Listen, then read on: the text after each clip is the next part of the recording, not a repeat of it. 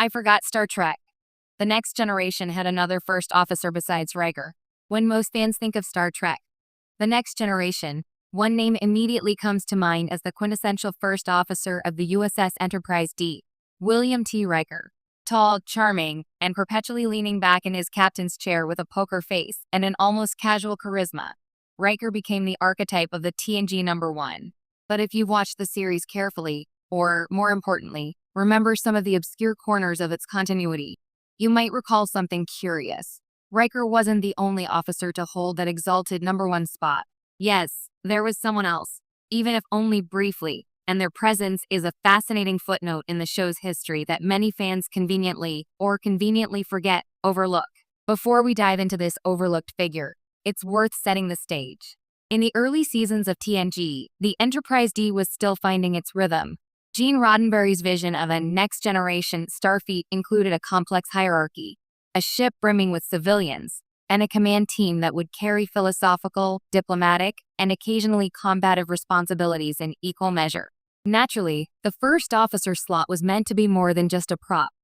It needed a character capable of both leadership and moral gravitas. Enter William T. Riker. But also, for a moment, enter another, the forgotten first officer, Captain Edward Jellicoe. Yes, that's right. Most Star Trek fans know Jellicoe as the no-nonsense, rigid, steel-jawed captain who took over the Enterprise during Chain of Command. But in truth, for a brief stretch, he became Riker's professional superior, and more importantly, a figure who temporarily redefined the number one dynamic on the bridge.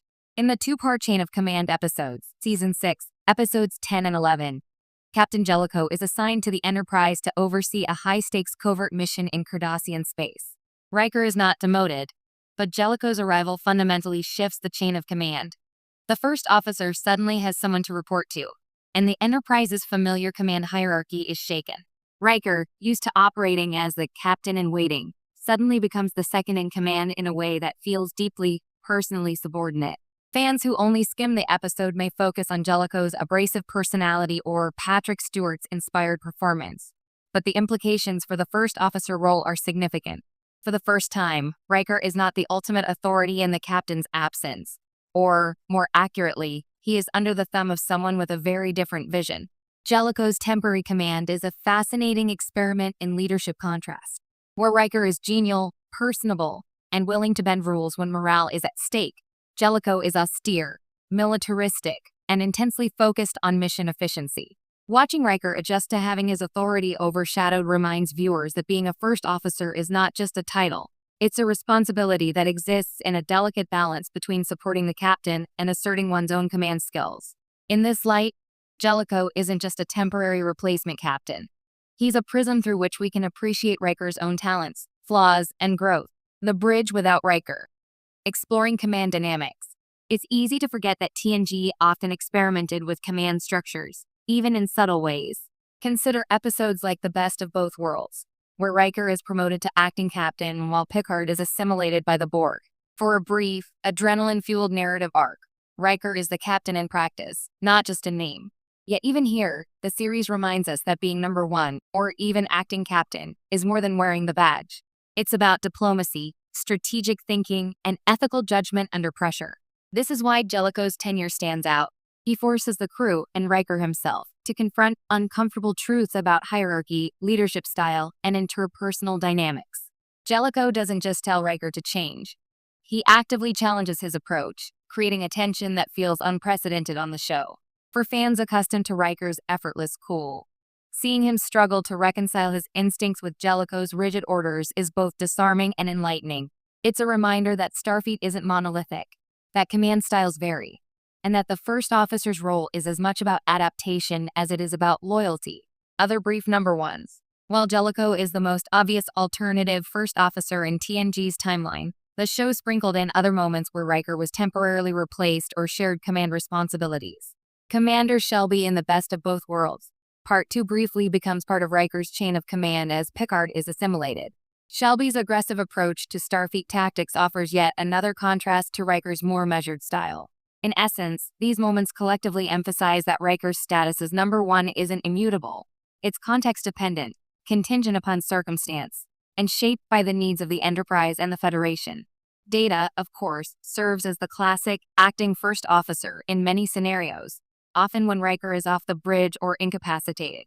The android's approach is methodical, emotionless, and ruthlessly logical, a foil to Riker's human charisma. Observing how the bridge functions under Data's command versus Riker's provides a subtle, ongoing study in leadership theory. When Data steps up, the Enterprise operates efficiently but sometimes coldly. When Riker steps up, the ship functions with humanity but occasional improvisation. The contrasts illuminate the spectrum of Starfleet leadership and underscore the unique weight of the number one position. Worf, too, occasionally assumes de facto first officer duties. Episodes like Redemption and Parallels place him in command situations, testing not just his tactical abilities but his judgment and moral compass. While Worf never formally takes Riker's title, these scenarios underscore that the Enterprise's first officer role is a living, flexible concept rather than a static position. Why we forget. So why do we overlook these examples?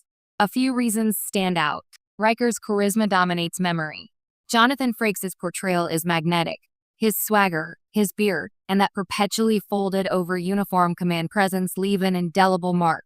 When fans remember TNG, Riker's number one persona is so iconic that brief interruptions in his authority are eclipsed.